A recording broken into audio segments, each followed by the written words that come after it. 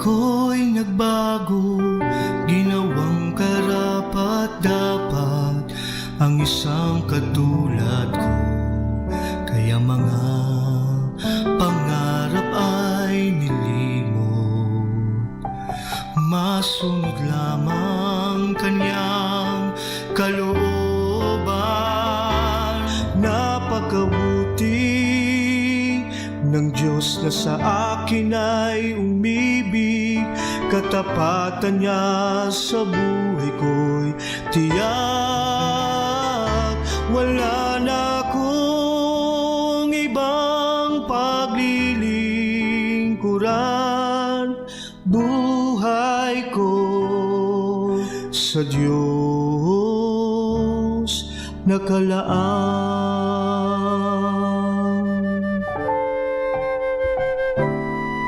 Nang makilala ang Diyos, buhay ko'y nagbago, ginawang karapat-dapat ang isang katulad ko.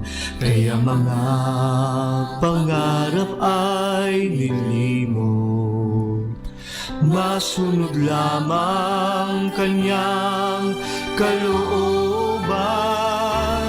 Napakabuti ng Diyos na sa akin ay umibig, katapatan niya sa buhay ko tiyak.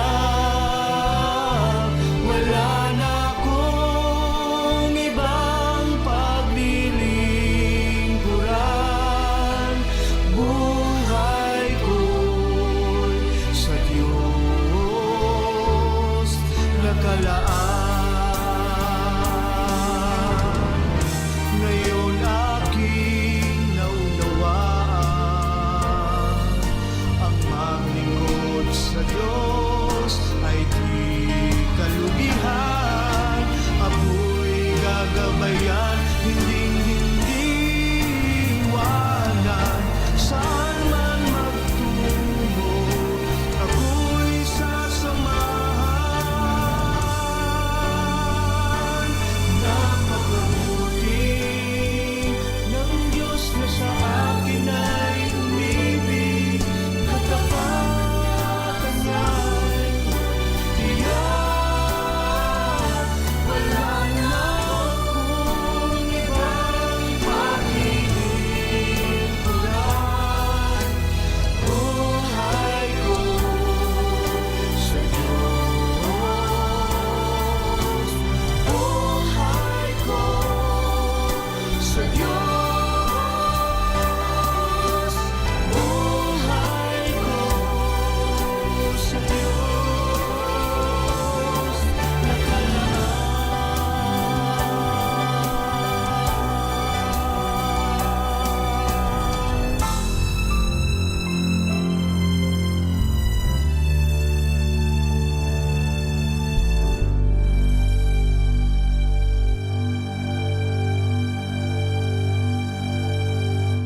What's your favorite radio station? 102.7. 102.7. Dominican. Radio.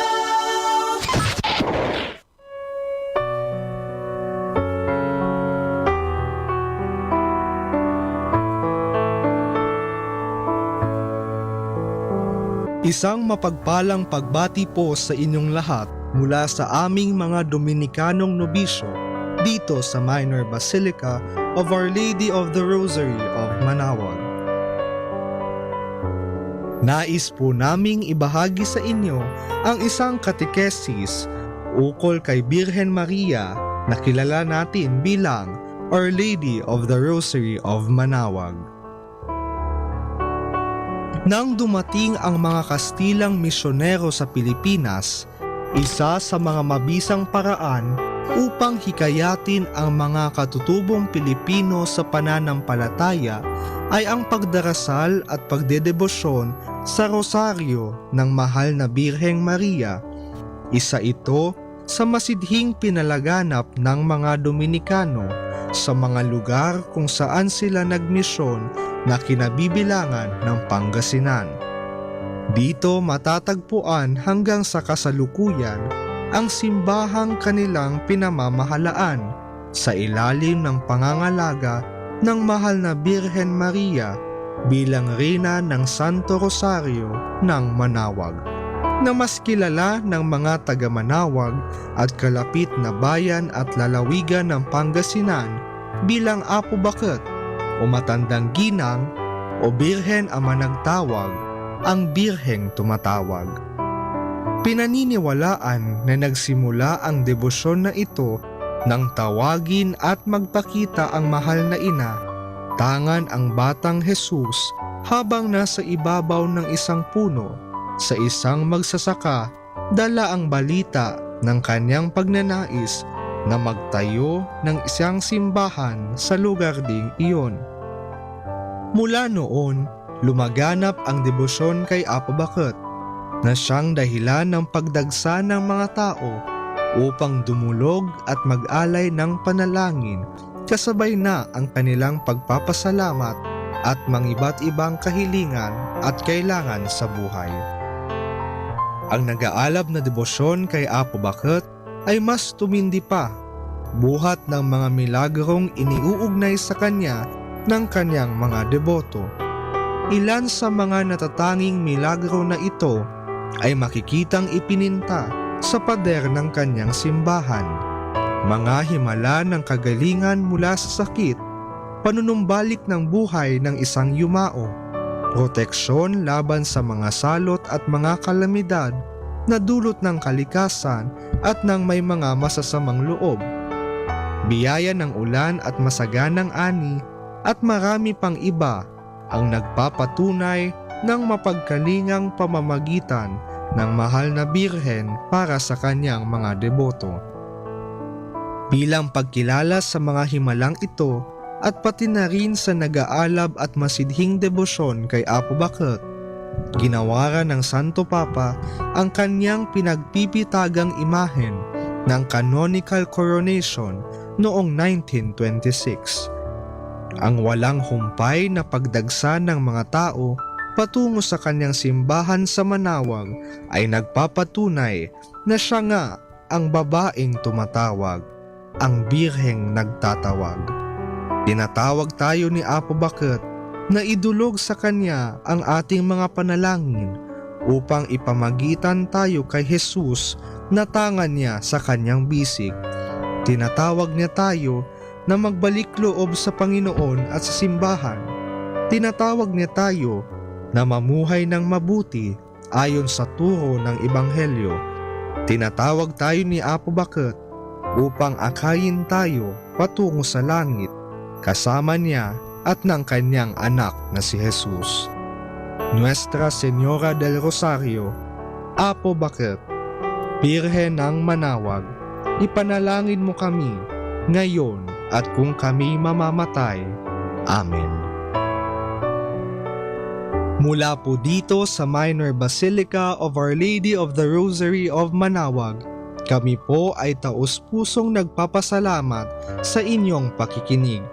Nawa ay patuloy po nating isabuhay ang mga turo ng simbahan. Pagpalain nawa tayo lagi ng ating Panginoong Diyos.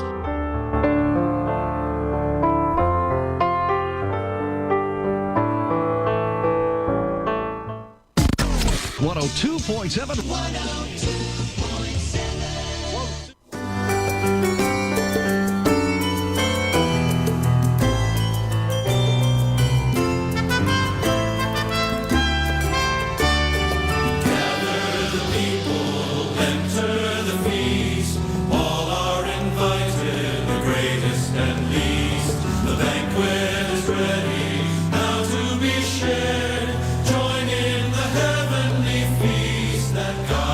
Prepare.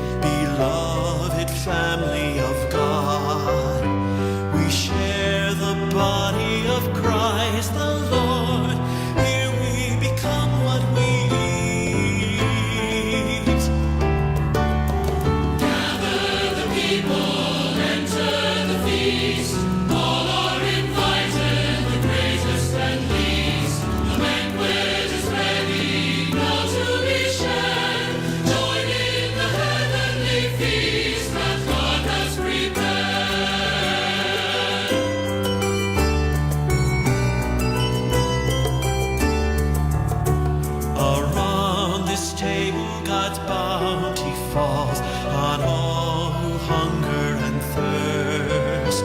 We drink the fullness of Christ the Lord, so we become what we eat. Gather the people, enter the feast. All are invited, and the greatest and least. The banquet is ready, now to be shared. Join in the heavenly feast that God has prepared.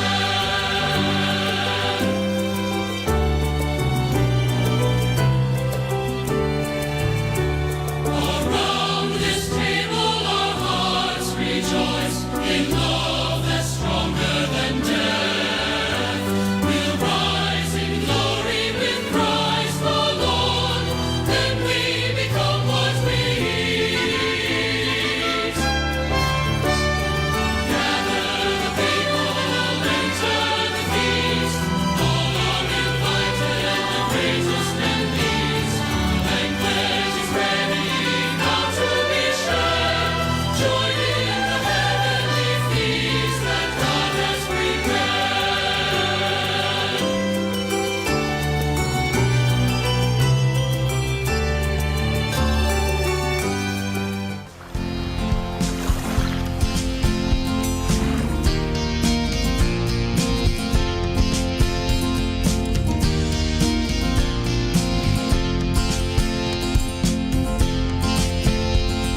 Sing to the Lord a brand new song. In all the earth let us sing. Sing to the Lord and praise His name. Give glory to the King. His salvation we proclaim day by day. And with all of creation we say, Amazing grace, unending love, your awesome power is more than enough. Your justice flows so deep and strong. Your mighty hand will right every wrong. And I will sing to you a new song.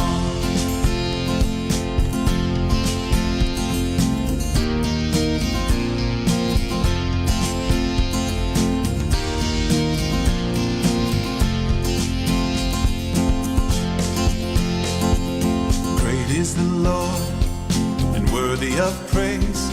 How awesome His majesty.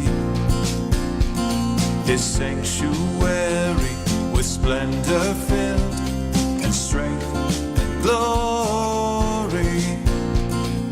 Worship the Holy One, for great are the works He has done.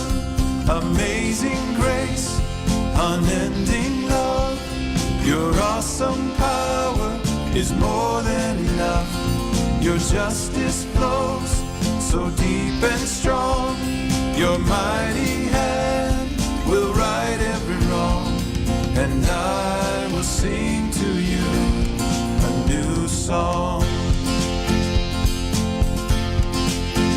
Let the heavens rejoice, let the earth be glad. Let the sea resound, and the trees of the field clap their hands. Oh, let all creation rejoice before the Lord. For He comes, oh, He comes to judge the world. Amazing grace, unending love, your awesome power is more than enough. Your justice flows so deep and strong. Your mighty hand will right every wrong. And I will sing to you. Oh, I will sing to you. Yes, I will sing to you a new song.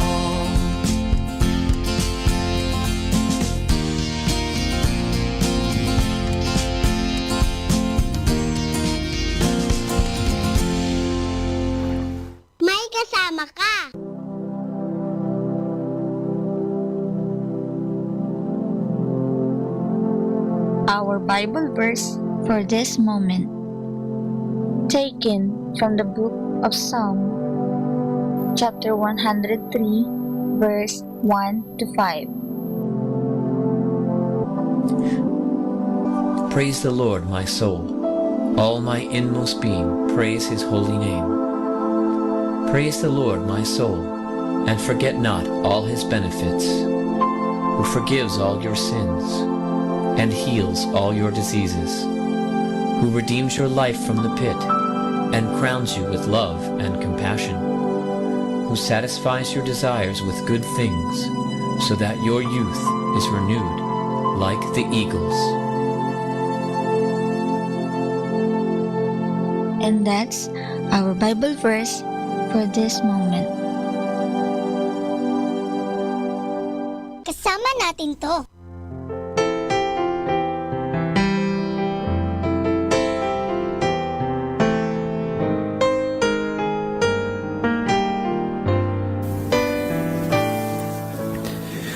Wala akong maihahandog sa'yo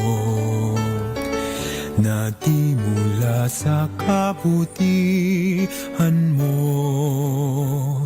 Gayon pa man, yung tangkapin, aking alay papanalin. Muli kong handog, buhay mong kaloob, kalugdan mo at basbasan. Wala akong maihahandog sa'yo na di mula sa kabutihan mo. Gayon pa man, yung tangkapin, aking alay papanalin. Mula sa iyo, lahat ng ito, buhay ko'y pagharian mo. Wala akong maihahandog sa'yo.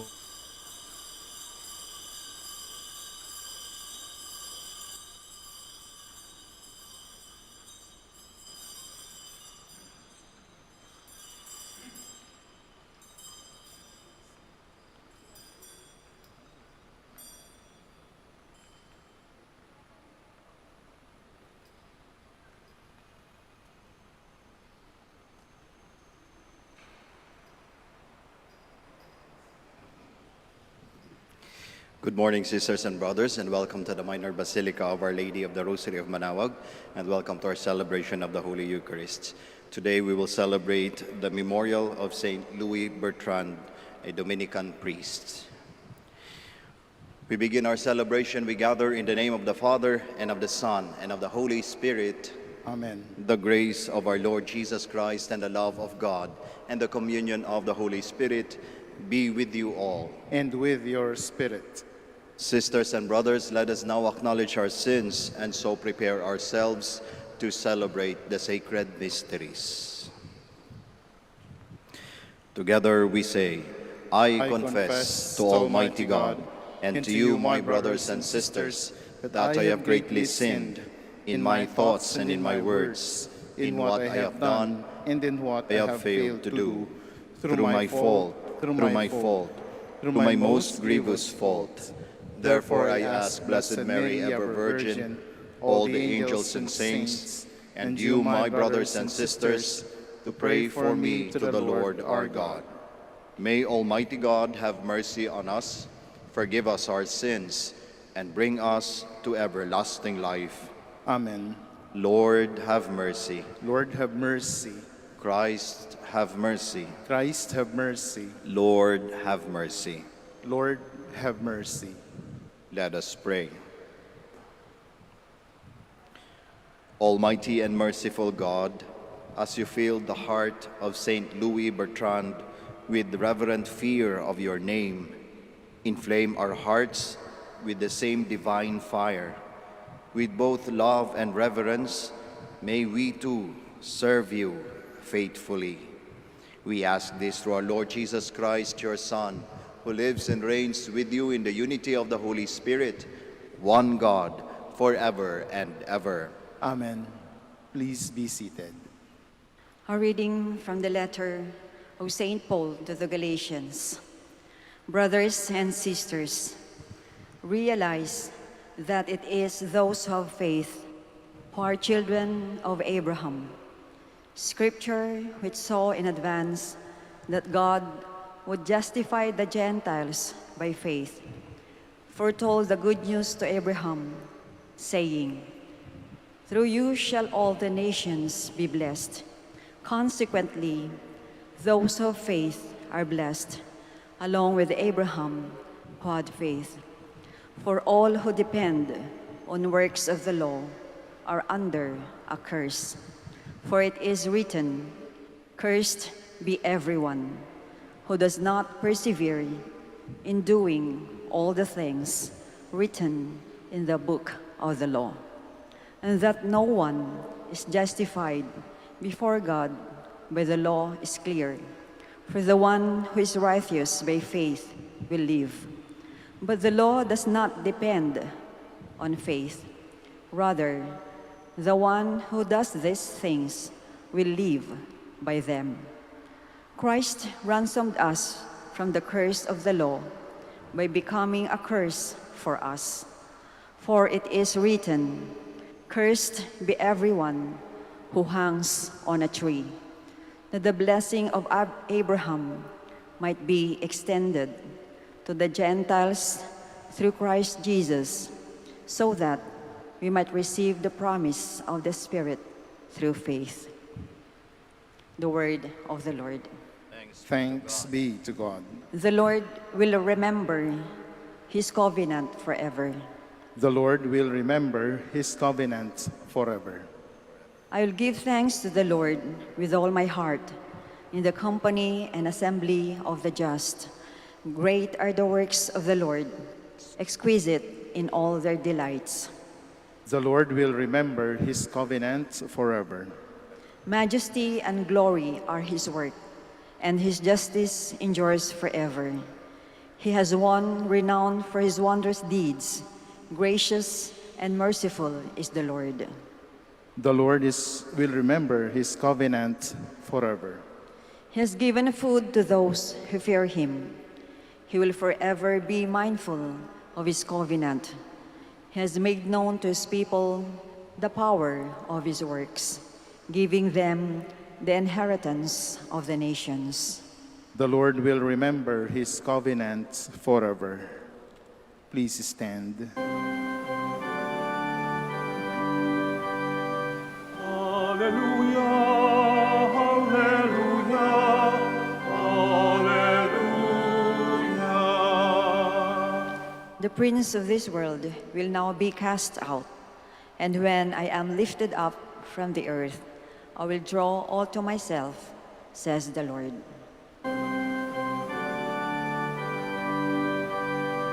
Hallelujah, hallelujah, hallelujah.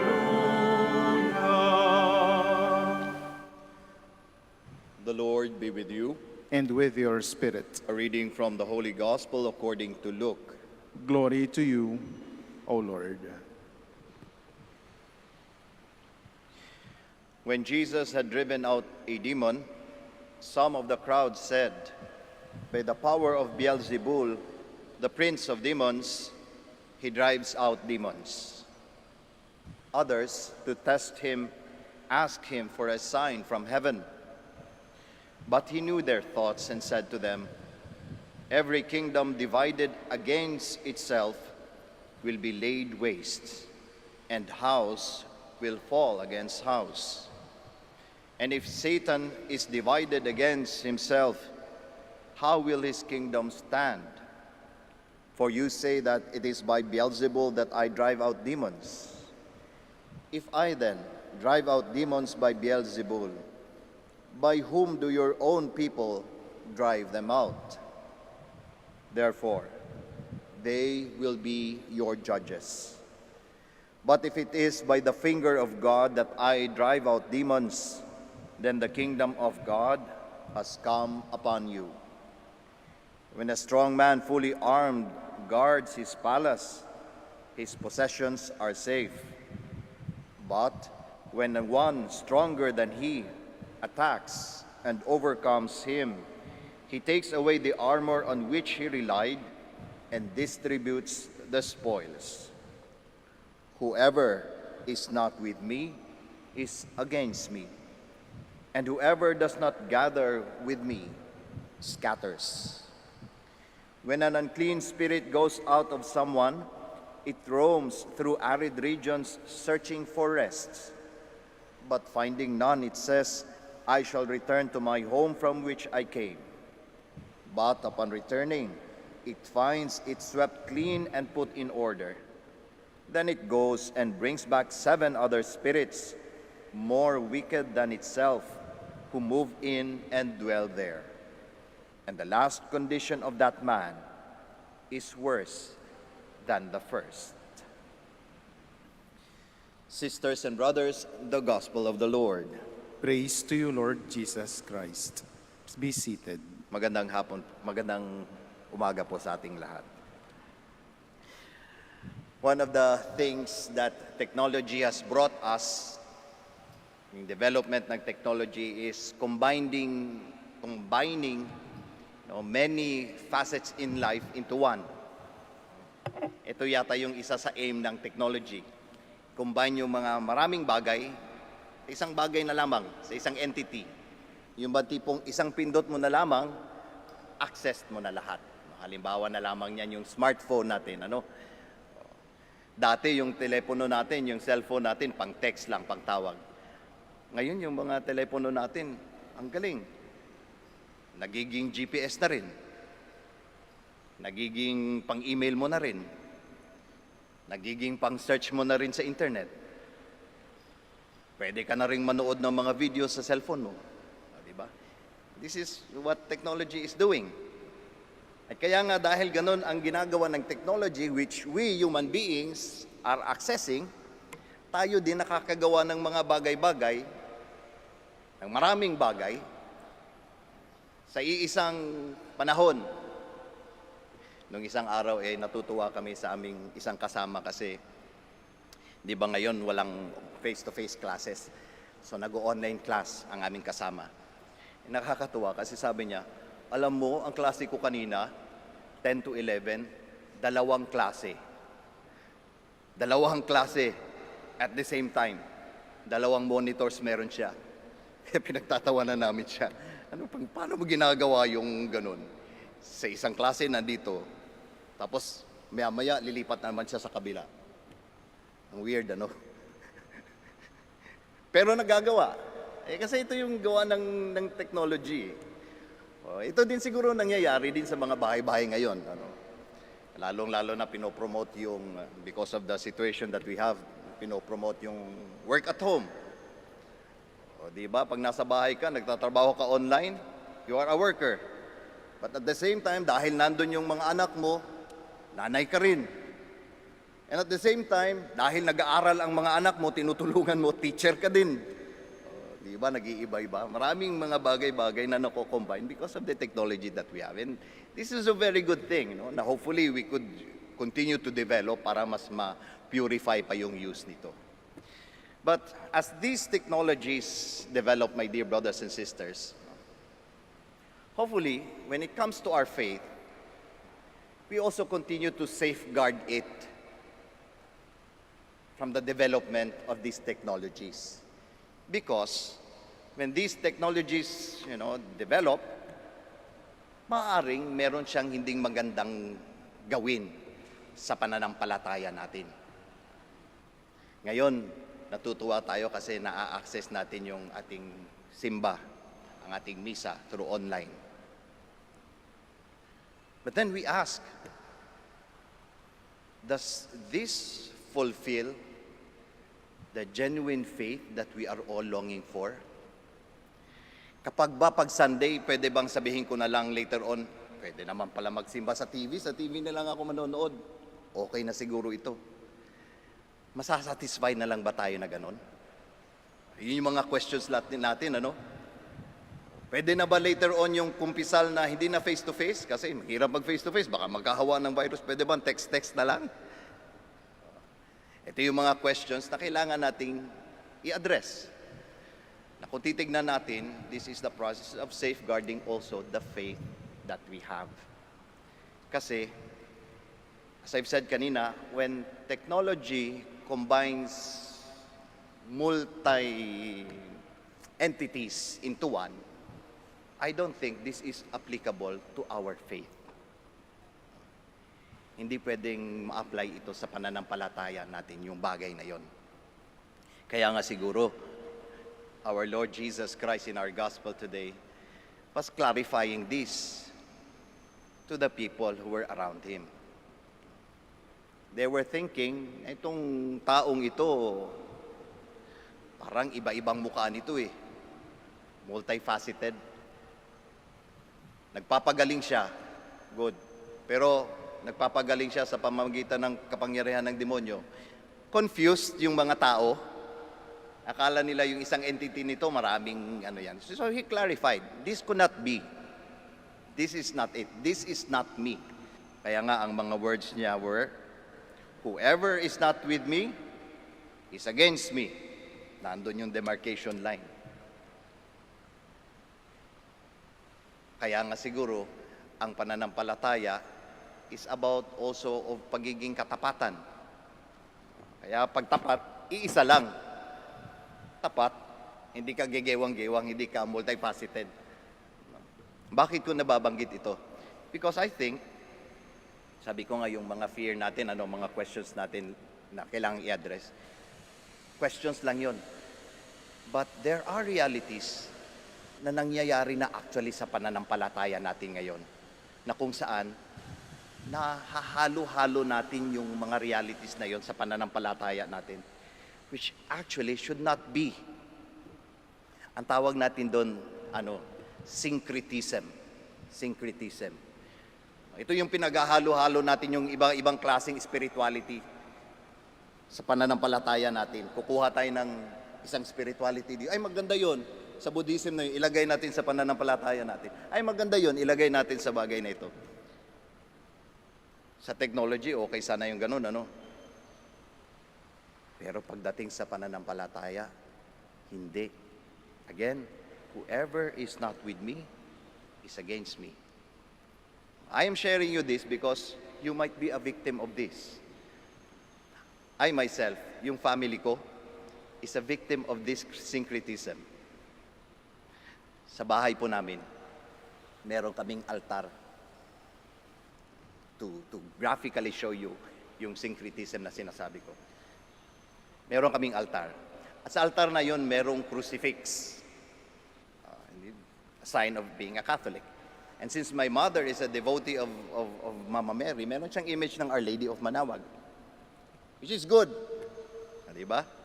Klaro na Katoliko o nananampalataya kay Kristo ang bahay na ito. Pero matatawa ka. Because in that same altar that we have, nandun din yung palaka na may kagat-kagat na barya. Baka meron kayo niyan, ha? At meron din yung pusa na gaganon-ganon. Gumaganon-ganon yung buntot. Para saan yun? Pampaswerte.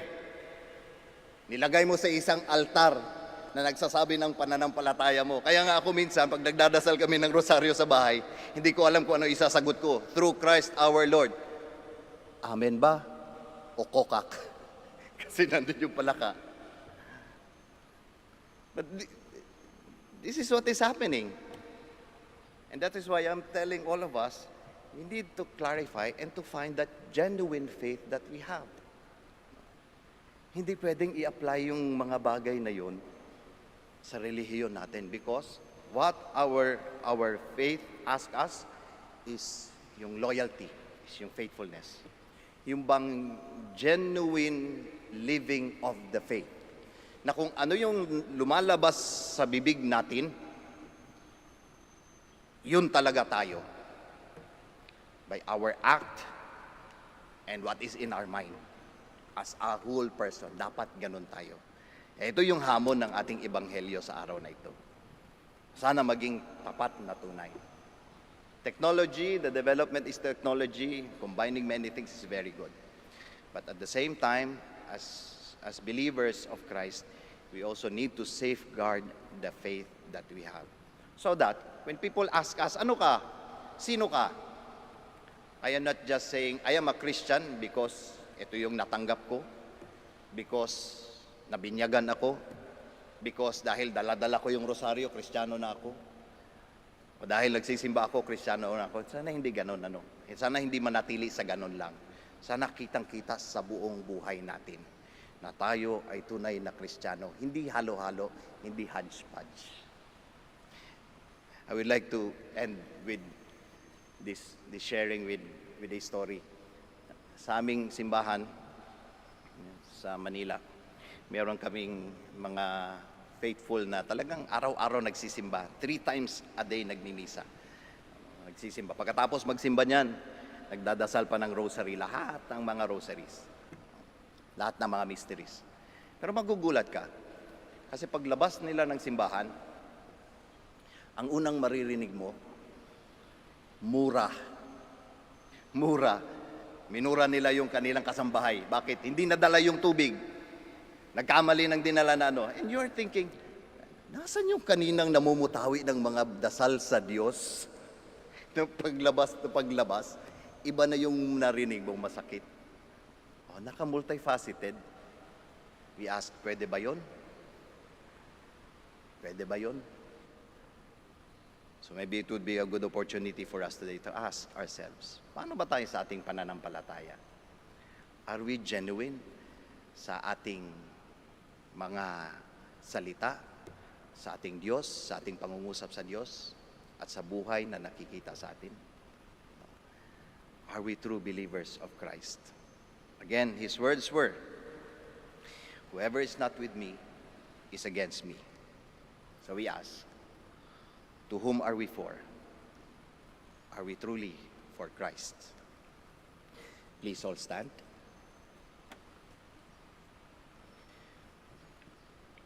Gathered together in Christ, who conquers all evil, let us come confidently to the Father with our prayerful intentions. In every petition, let our answer be, Lord, hear our prayer. Lord, hear our prayer, that the Church may be renewed and give faithful witness to the proper values of life, and so help restore a fallen world. Let us pray to the Lord. Lord, hear our prayer. That Christian believers may have the courage to speak out boldly in the name of Christ. Let us pray to the Lord. Lord, hear our prayer. That we may give wholehearted support in upholding the truth and in opposing the subtle influences of evil. Let us pray to the Lord. Lord, hear our prayer. That the sick and the handicapped may receive the comfort of God's love from those engaged in caring for them. Let us pray to the Lord. Lord, hear our prayer. That those who have died may be received into the fullness of God's kingdom. Let us pray to the Lord. Lord, hear our prayer. Now, in the silence of our hearts, we offer our personal and our particular intentions, and we also pray for the intentions of this Mass.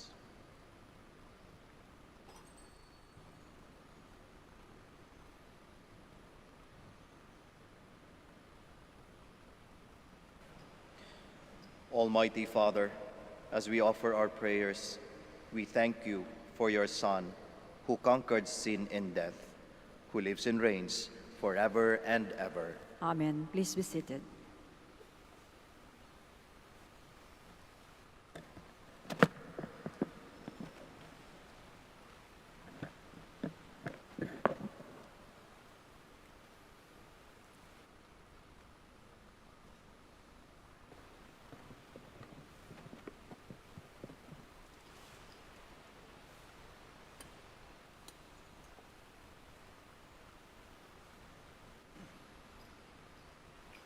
Blessed are you, Lord God of all creation, for through your goodness we have received the bread we offer you. Fruit of the earth and work of human hands, it will become for us the bread of life. Blessed be God forever.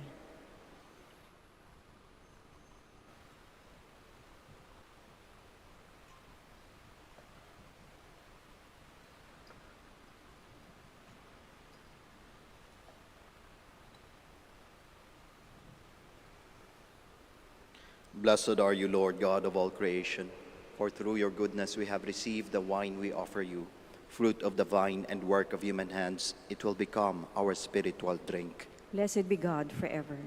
Humble spirit and contrite heart may we be accepted by you, O Lord, and may our sacrifice in your sight this day be pleasing to you, Lord.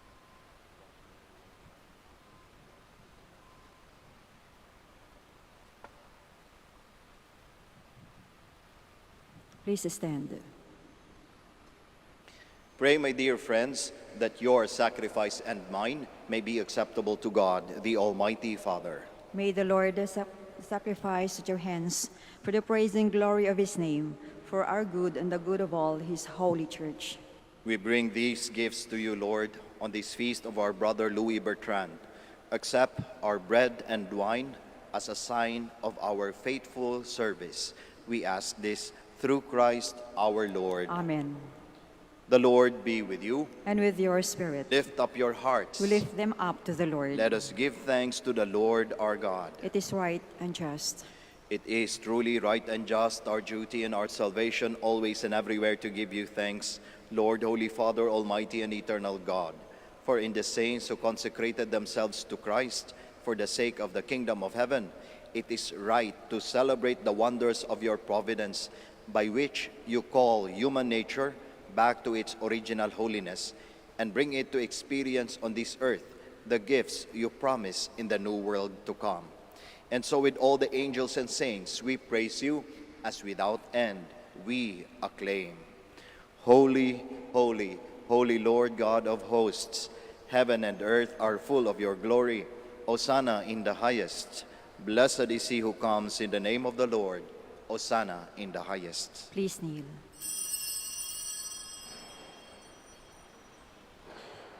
You are indeed holy, O Lord, the fount of all holiness. Make holy, therefore, these gifts, we pray, by sending down your Spirit upon them like the dew fall, so that they may become for us the body and blood of our Lord Jesus Christ. At the time he was betrayed and entered willingly into his passion, he took bread, and giving thanks, broke it, gave it to his disciples, saying, "Take this, all of you, and eat of it, for this is my body, which will be given up for you."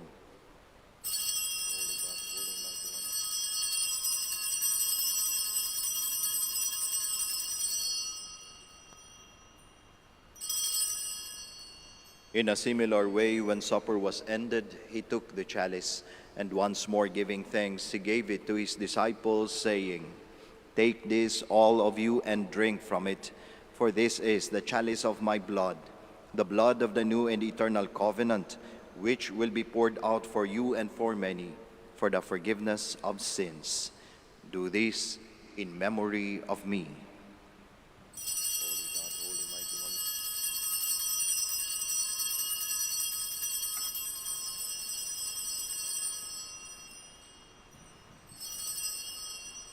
The mystery of faith. When we eat this bread and drink this cup, we proclaim your death, O Lord, until you come again.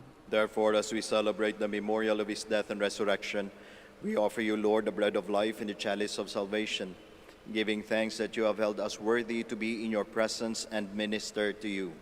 Humbly we pray that partaking of the body and blood of Christ, we may be gathered into one by the Holy Spirit.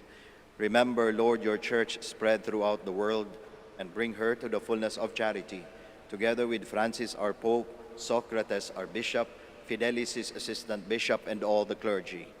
Remember also our brothers and sisters who have fallen asleep in the hope of the resurrection, and all who have died in your mercy. Welcome them into the light of your face. Have mercy on us all, we pray, that with the Blessed Virgin Mary, the Mother of God, with Blessed Joseph, her spouse, with the blessed apostles, with Saint Dominic, Saint Louis Bertrand, and all the saints who have pleased you throughout the ages, we may merit to be co-heirs to eternal life, and may praise and glorify you through your Son, Jesus Christ. Through him, and with him, and in him, O God, Almighty Father, in the unity of the Holy Spirit, all glory and honor is yours, forever and ever. Amen. Please stand.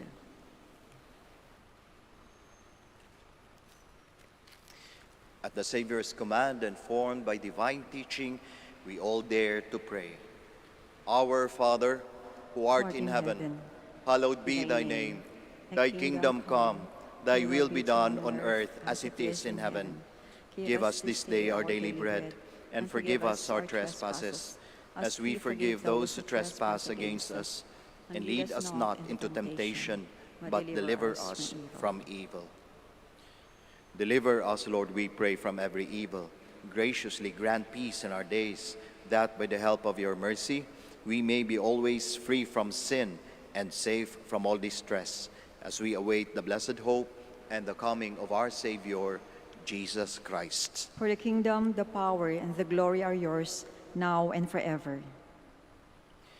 Lord Jesus Christ, who said to your apostles, "Peace I leave you, my peace I give you," look not on our sins, but on the faith of your church, and graciously grant her peace and unity in accordance with your will, who live and reign forever and ever. Amen. The peace of the Lord be with you always. And with your spirit. We offer each other the sign of peace. Peace be with you, peace be with you, peace be with you.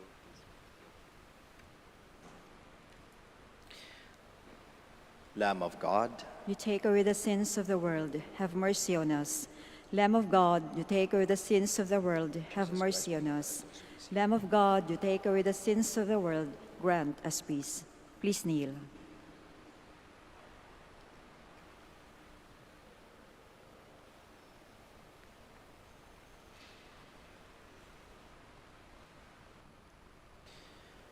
behold Jesus, the Lamb of God, the Son of Mary. Behold him who takes away the sins of the world.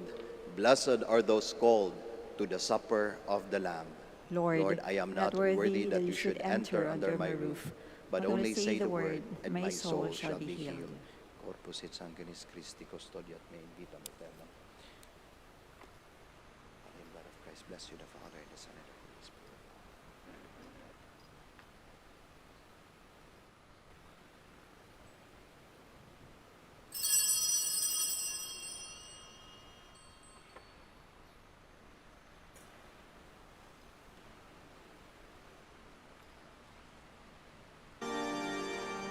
Puno ka ng pag-ibig, puno ka ng pananalig, matyagang mapagkumbaba, masikasik sa kawang gawa. Kaya ikaw ang napili sa lahat ng nilikha para dalhin sa sinapupunan ang anak na dakila. Kahit noong una ika'y naguluhan sa balita ng anghel, di nagpatinag sa takot, bagkus ika'y sumunod. Narito ako, ang alipin ng Panginoon.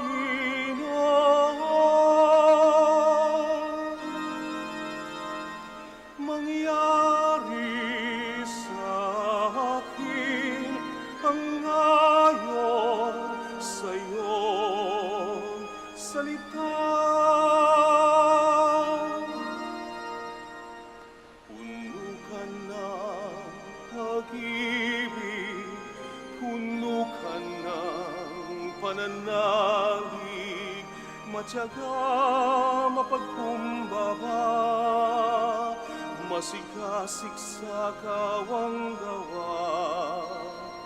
Kaya ikaw ang napili sa lahat ng nilikha para dalhin sa sinapupunan ang anak na dakila. Para dalhin sa sinapupunan ang anak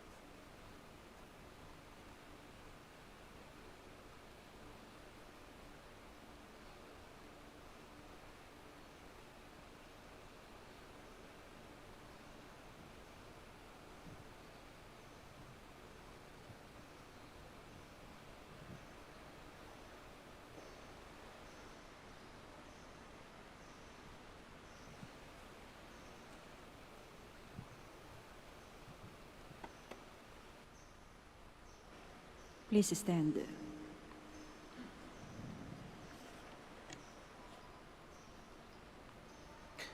Let us pray. Loving God, may these gifts which we have received on this feast of our brother Louis Bertrand nourish us and increase our zeal for the preaching of the word. We ask this through Christ our Lord. Amen. Please kneel. We shall now pray the Oratio Imperata. Together, God our Father, we come to you in our need to ask your protection against the COVID-19 that has claimed lives and has affected many. We pray for your grace for the people tasked with studying the nature and cause of this virus and its disease, and of stemming the tide of its transmission. Guide the hands and minds of medical experts that they may minister to the sick with competence and compassion, and of those governments and private agencies that must find cure and solution to this pandemic. We pray for those afflicted. May they be restored to health soon. Grant us the grace to work for the good of all and to help those in need. Grant this through our Lord Jesus Christ, your Son, who lives and reigns with you in the unity of the Holy Spirit, God, forever and ever. Amen. Mary, help of all Christians. Pray for us. Saint Raphael the Archangel. Pray for us. Saint Roch. Pray for us. Saint Lorenzo Pray Ruiz. for us. Saint Pedro Calungsod. Pray for us. Please stand. Bago po tayo magtapos ng ating misa, ako po ay magpapasalamat sa ating lector commentator, sa ating acolyte and Eucharistic minister, at sa inyong lahat po na nakiisa sa misang ito. Maraming salamat po. Ingat po tayo sa ating pag-uwi at naway baunin niyo po ang pagpapala ng ating Panginoong Diyos sa pamamagitan ng ating mahal na ina, ang Birhen ng Santo Rosario ng Manaoag. Muli po, maraming salamat po. The Lord be with you. And with your spirit. And may Almighty God bless you all. The Father, the Son, and the Holy Spirit. Amen. The Mass has been offered. We all go in peace. Thanks be to God. We shall now have the prayer for the blessing of the sick and the blessing of our rosaries and other religious articles. Our help is in the name of the Lord, who made heaven and earth. Let us pray. God, our Almighty Father, by your blessing you give us strength and support in our frailty. Turn with kindness towards our brothers and sisters. Free them from all illness and restore them to good health through the intercession of Our Lady of the Rosary of Manaoag, so that, in the sure knowledge of your goodness, they will gratefully bless your holy name. We ask this through Christ our Lord. Amen. In memory of the mysteries of the life, death, and resurrection of our Lord Jesus Christ, and to the honor and glory of the Blessed Virgin Mary, Mother of Christ and Mother of the Church, Our Lady of the Rosary of Manaoag, may these rosaries, images, candles, oils, and other religious articles, our devotees and pilgrims, be blessed and made holy.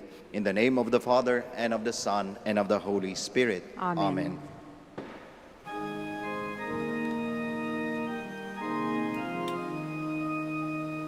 O Maria, holy liwa, kan inayamaro, tulugan wa pidalan wa, yauna rapatapan,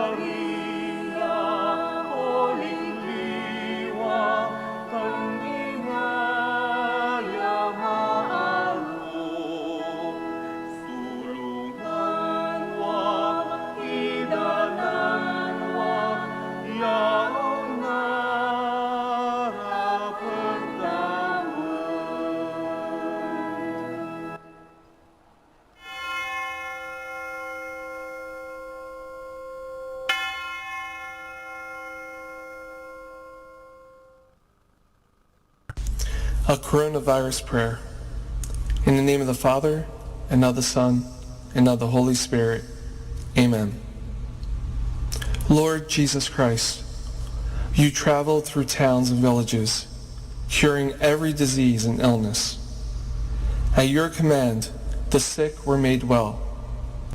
Come to our aid now, in the midst of the global spread of the coronavirus, that we may experience your healing love. Heal those who are sick with the virus. May they regain their strength and health through quality medical care. Heal us from our fears, which prevents nations from working together and neighbors from helping one another. Heal us from our pride, which can make us claim invulnerability to a disease that knows no borders. Lord Jesus Christ, healer of all, stay by our side in this time of uncertainty and sorrow. Be with those who have died from the virus. May they be at rest with you in your eternal peace. Be with the families of those who are sick or who have died. As they worry and grieve, defend them from illness and despair.